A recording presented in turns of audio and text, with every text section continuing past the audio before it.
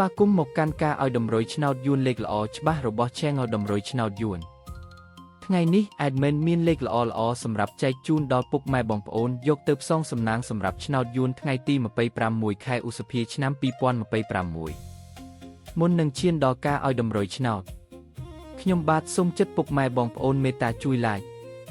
Subscribe Comment និងដាក់សញ្ញាកណ្ដឹងឲ្យ Admin ម្នាក់មួយផងដើម្បីជាការលើកទឹកចិត្តក៏ដូចជាដើម្បីតាមដានវីដេអូតម្រុយឆ្នោតថ្មីៗផងដែរឥឡូវកុំឲ្យខាតពេលយូរតោះយើងទៅតាមដានតម្រុយឆ្នោតយួនទាំងអស់គ្នាចំពោះឆ្នោតពីរលេខគឺមានលេខ81 24